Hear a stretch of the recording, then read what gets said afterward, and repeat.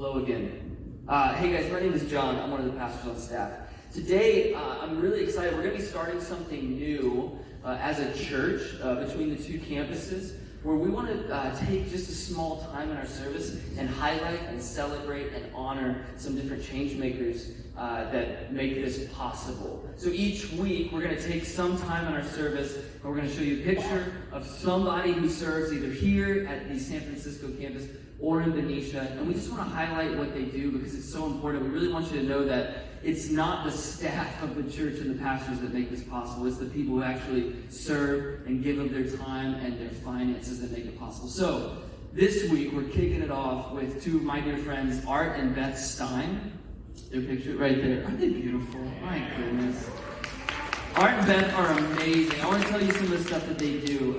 Apart from just being great people, they've actually pastored me in a lot of ways. So separately, Beth does production stuff in Benicia, so she'll do the slides up here on our weekend service so we can sing along. Art will do first impressions, and he'll greet people because he has such a friendly smile, as you can see. And together, they do a lot of stuff. If you've gone through Rooted, you know that there are facilitators. They have facilitated Rooted, and then they turned around and started facilitating the facilitators. Because the facilitators get together before Rooted actually starts, and they come together as a group and encourage each other so that they can go be with the groups. And when you have like 7 or 8 facilitators in a meeting, you need someone to just love on them because they need to be able to be loved. So they do that. They went through Starting Point, and then they turned around and started serving in Starting Point. They've taught Northgate U classes. They've attended Northgate U classes. They've gone on missions trips. They do. They are generosity rock stars, which means that they give every week a certain amount. I could keep going on and on about what they do, but I really just wanted to celebrate them because they are amazing. So let's give them another round of applause. So like I said just a minute ago, we're going to be kicking off a brand new series today. This series is called Stages. We're going to be talking about different life stages that you might find yourself in. Just looking out across the room, there are so many different life stages that are represented here. And some of the ones that we're going to talk about over the next 5 weeks are some that I've experienced. I haven't experienced all of them. And I also want to say these aren't building blocks. These are just individual stages, and you might find that you never get to 1 or 2 of the stages, and that's okay, because that's not the point of what we're talking about. The 5th week, we're going to circle up and say that all of these stages are so important because they make up the church. That's the whole point. We want to stop and recognize where God is in each one of our stages, and that points us to how together, collectively, God's going to work through us and we make up the church. As I was thinking through this message, and I was thinking through this series, I was reminded of something Tony said a couple weeks ago in his worship talk, as he was saying that his wife Tina, she had like a picture from God, and he mentioned like an iPhone when you can scroll through all the pictures. Maybe you're remembering this, and you can scroll through super fast on your photos and they just fly by. And he said that Tina said that God was telling her that he was with her through it all. And that he's going to continue to be through it all. And as we go through these stages, like I said, maybe you've gone through some of them. Maybe you're going to be in one of these stages that we talk about. I hope that you pick up through the next 5 weeks that God is with you in whatever stage you're in.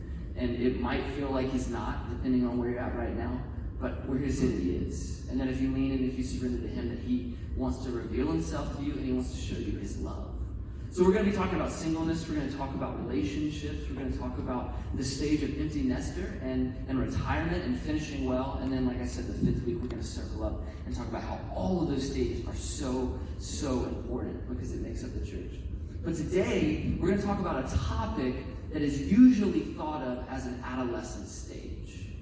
It's usually found in grade school, in middle school, and high school. In fact, this topic, I talked about it at middle school camp a couple weeks ago, and I'm going to do it again at high school camp next weekend because it's so frequently thought of as a teenage problem. And it's the topic of labels. But it's my belief that you never actually graduate from the need to approach and confront and notice your labels. But it's thought of as an adolescent thing because of the way the culture works. You know how like you have these few years to figure out who you are and to shape your identity before you have to go to college and actually learn how to be the identity that you shaped in high school? And then you graduate college and you have to go be whoever you learned how to be, and you should have arrived by then. That's kind of the subliminal message, or at least that's what I picked up in college, and that's why I didn't like it. It's like, you can't tell me who I am yet. I'm a flower. I'm going to bloom whenever. But we're talking about not just adolescence. I want to open it up.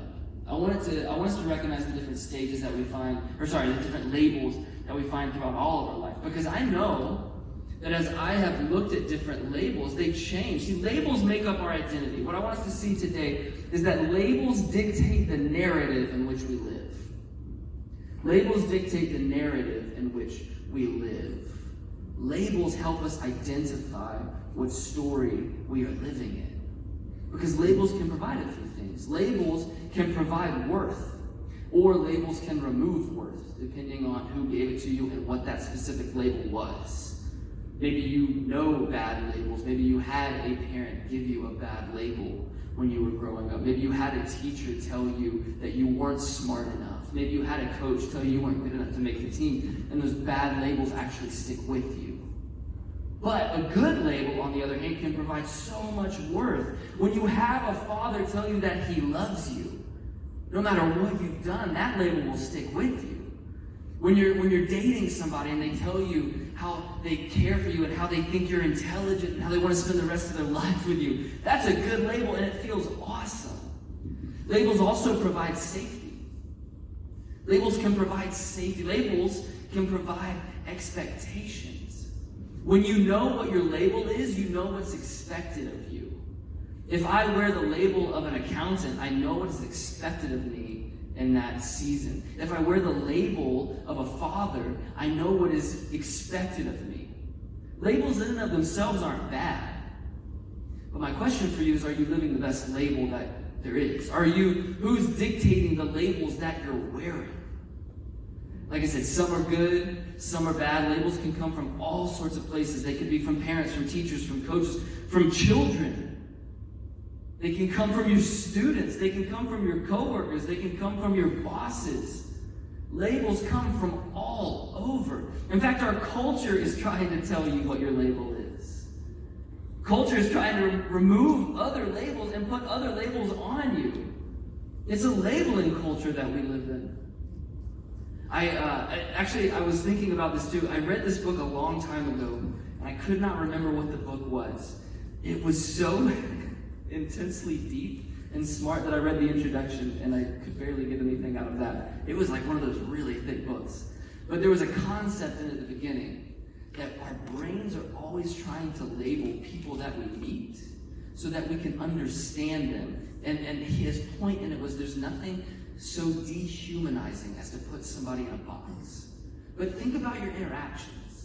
You are trying to label these people that you meet, and usually it's pretty quickly as friend or not friend. Like, okay, this is someone that I can hang out with, or not, and then it's someone I'm going to keep at arm's length. And we're really trying to put them in these boxes, not to be cruel or not to be mean, it's just so that we know what to expect. Because like I said, labels dictate expectations. And I want to do something different today. Right out of the gate, before we get into the Bible, before we get into the text, I want us to pause, and I want us to reflect on the labels that you have right now.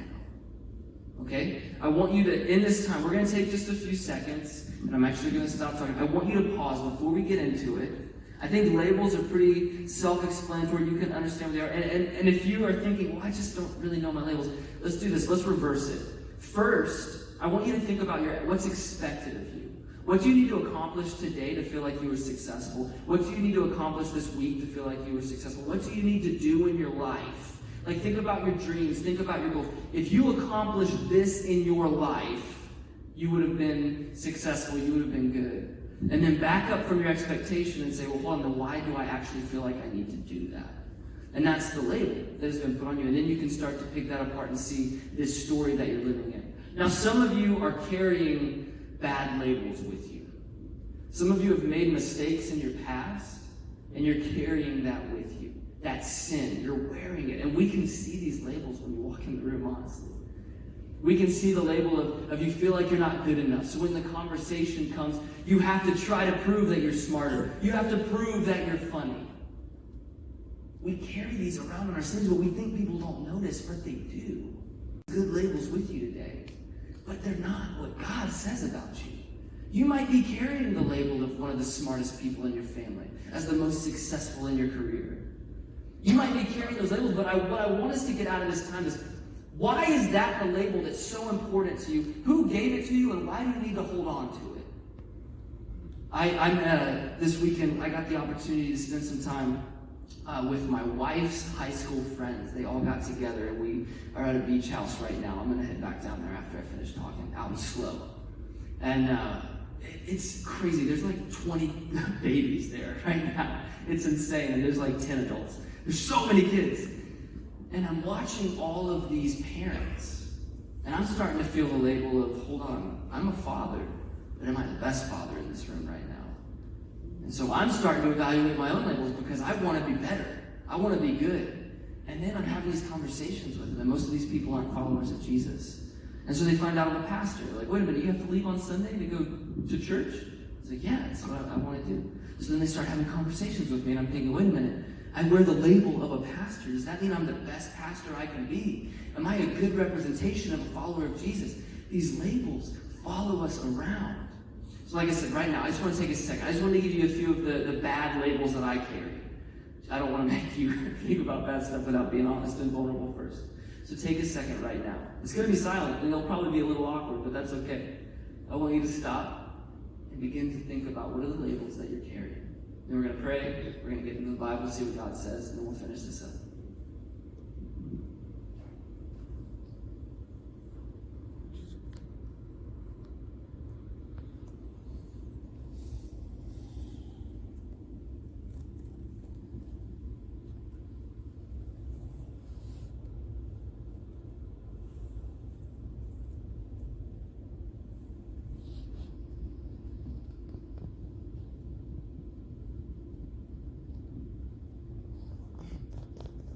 Father, I pray that in our time together, that you point us to you. That it's not about words that are said, God, but it's about pointing us to you and how you want to be with us, how your presence is here in this room, God, how you want to be a part of our lives. God, I pray that we can surrender to you in this time, that as we do the hard work of confronting some negative labels that we carry around, or even the good ones that we carry, God, I pray that you will give us the courage to forsake the ones that we should not be carrying. But God, I pray that you will reveal to us the goodness of who you are and the labels that you want to give us. That we can walk in that. It's in Jesus' name, amen. If you have a Bible, I want to turn to the book of Galatians. Book of Galatians, chapter 1. It's going to be up on the screen if you don't have a Bible. This is a letter written by Paul to the church in Galatia, and he's confronting a specific issue that they are having. If you remember a few weeks ago, we were in the series about our mission, vision, and values, and we talked about a grace-filled community, and we told a story about how Peter had this weird dream where the church was not just what he thought it was. You see, when Jesus came on this earth, God himself came down to be with us, and he's providing a way to be with God, to have community with him. This was for the Jews first. These were God's chosen people. But then Peter, one of the 12 disciples, one of the building blocks of the church, has this dream where God says it's not just for the Jews anymore. This is for everybody.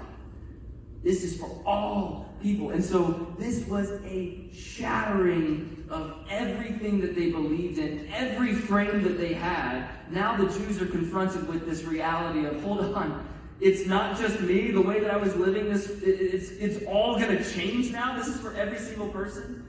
So when we find ourselves in Galatians chapter 1, Paul is writing this letter to this church, and they're still having this issue. As you would assume, this is, like I said, this changed everything. So Galatians chapter 1, I want to read a few verses together. In verse 1, it says, from Paul, an apostle, parentheses, not from men, nor by human agency, but by Jesus Christ and God the Father, who raised him from the dead. And all the brothers with me to the church of Galatia, grace and peace to you from God the Father of our Lord Jesus Christ, who gave himself for our sins to rescue us from this present evil age, according to the will of our God and Father, to whom be glory forever and ever. Amen. Before we keep going, I want to pause right here and just notice, in the first verse, Paul is addressing the labels. Paul is addressing this identity issue. He says, hey guys, my name's Paul. Before I keep going, I gotta tell you, I did not get the title of apostle from anybody except for God. Nobody gave me this title. And this is so important because he's saying that means that no matter what happens with us, no matter what you say, you can't take it away because you didn't give me this title. God did, and he's the one that I follow.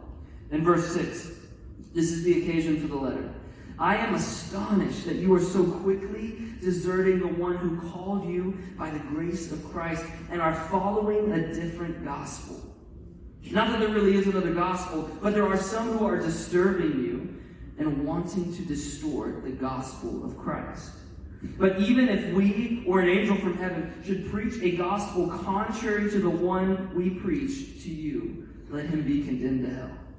As we've said before, and now I say again, if anyone is preaching to you a gospel contrary to what you received, let him be condemned to hell. Then the rhetorical question, am I now trying to gain the approval of people or of God? Or am I trying to please people? If I were still trying to please people, I would not be a slave to Christ. This is intense language. He said the H word twice. You see this? Oh my goodness. He's confronting the church saying, look, you're being tempted. You're being drawn away to a different gospel.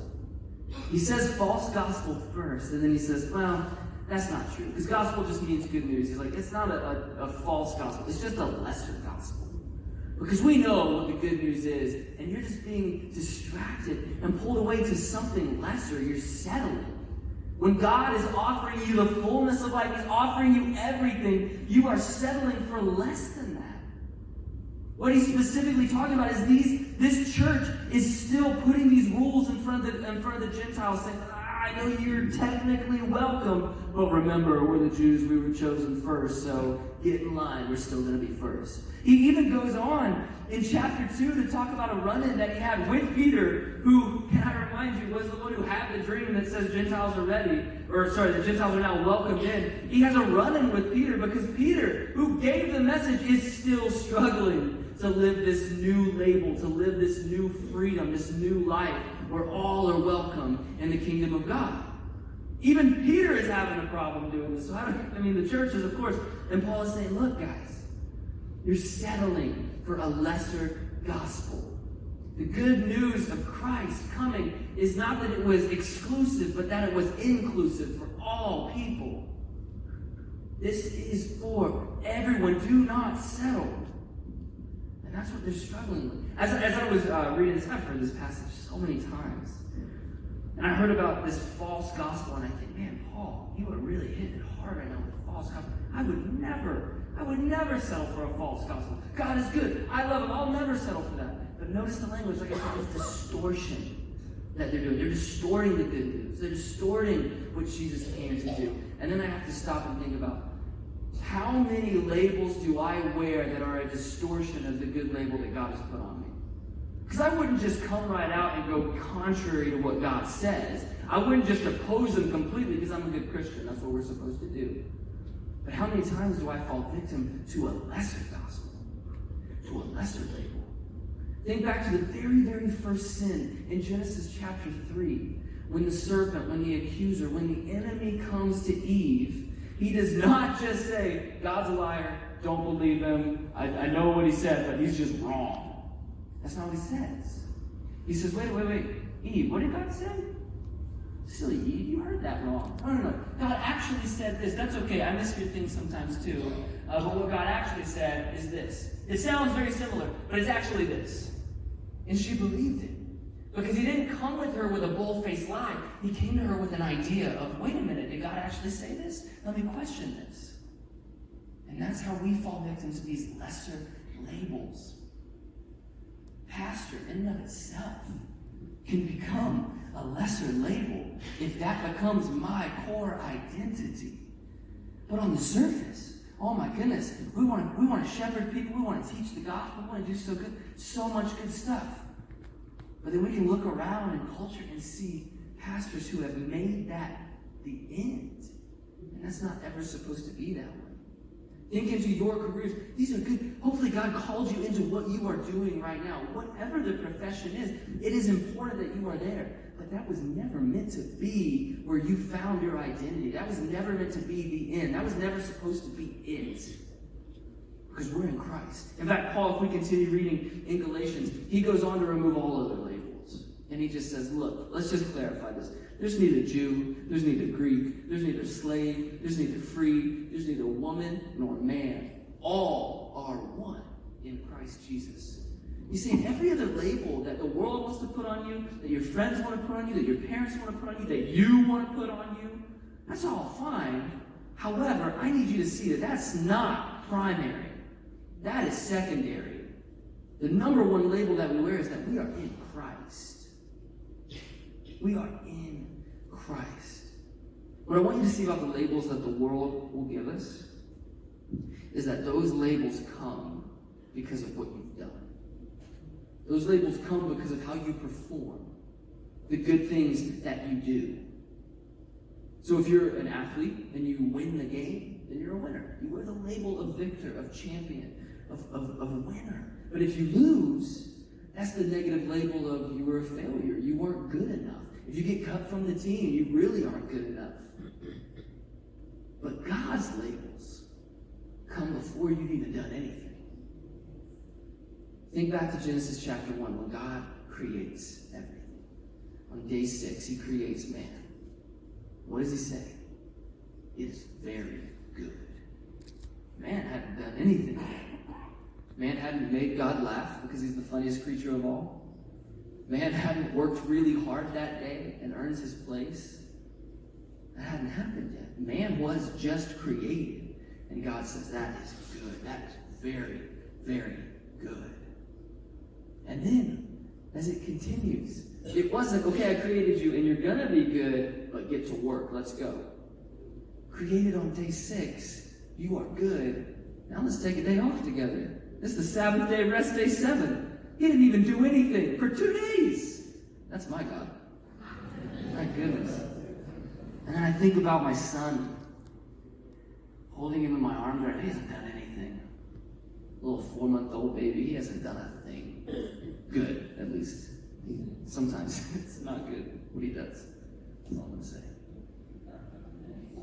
But I look down at him and I think, you are good.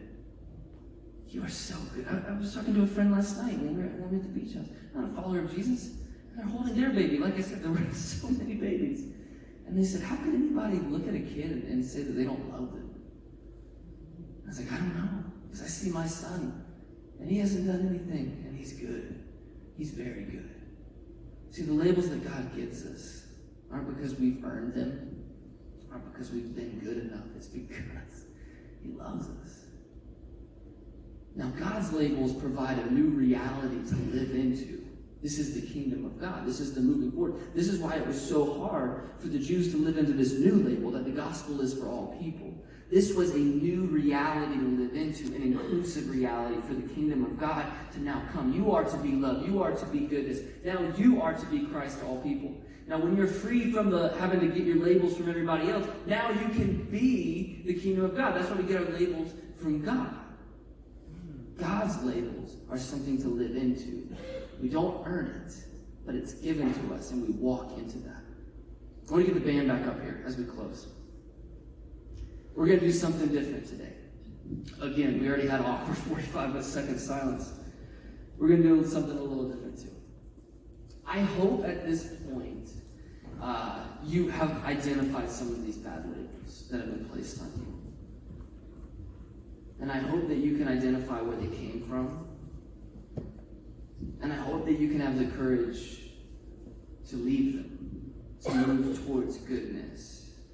Because God's labels are usually contradictory to the labels that the world will provide. Like I said, they come from what you've done.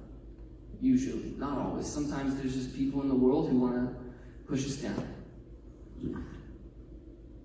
As I was thinking through this, as I was going to wrap it up, I remembered this thing that I saw in a message once, so I'm going to do it now. It's not mine, don't worry. If you think, this is amazing, it wasn't mine, sorry. So I have $1 on me. So let's imagine that everybody in this room you're $1. And I know you're thinking, like, I'm at least 100. I'm a pastor, so I have $1. So let's say that we're all dollars, okay? Now this $1 is worth $1. Not because it's done anything, but because it was created this way. And it is perfect. It is whole. It is good. It's everything that it was supposed to be. It has its value, and it has its worth because a higher power labeled it as valuable. Not because of what it did. Again, the U.S. government, the U.S. Treasury said, that is worth $1. Now, it doesn't matter what I do to this dollar. I could write on it with a Sharpie, I could crumple it up, I could step on it, even if I had something on the bottom of my shoe. I could do whatever I wanted to this dollar. And how much is it still worth? It's still valuable. A lot of us are carrying around these bad labels, and we're wearing it, and we think we've lost our value in God's sight. We think we're not good enough because we've been exchanged through too many hands, been in too many pockets, been written on, we've been crumpled up. We're carrying guilt, we're carrying shame, we're carrying dirt.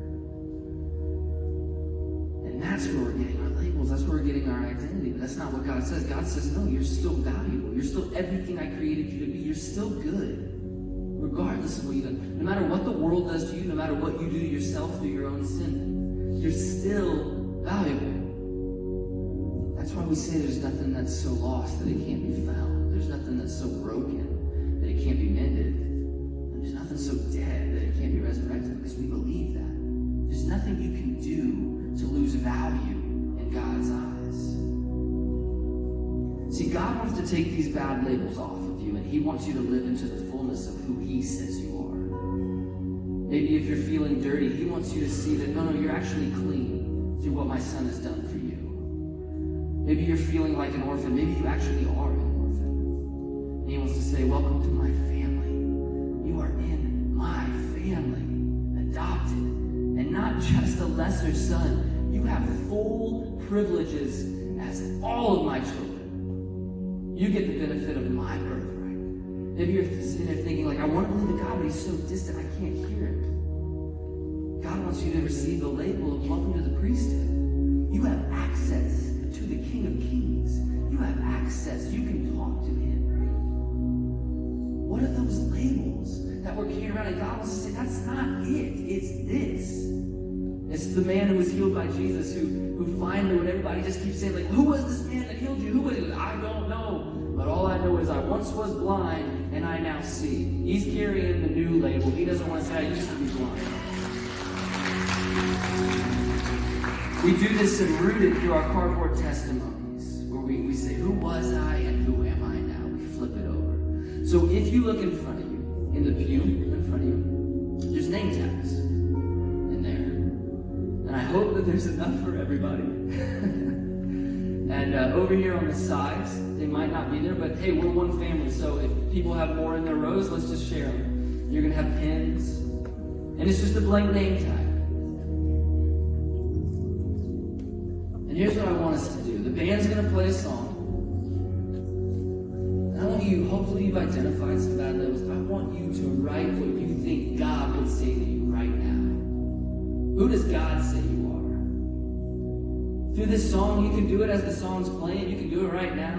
You can wear it out of here if you want to. Put that name tag right on your chest and say, I used to be blind, but now I see. You can put it in your Bible. You can put it on your Bible. You can put it on your car.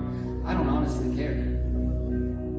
But I want you to be courageous enough to do this exercise. And at the end of the song, which talks about living the identity that God has for us, at the end of the song, don't go anywhere. We're going to come back up and wrap this up.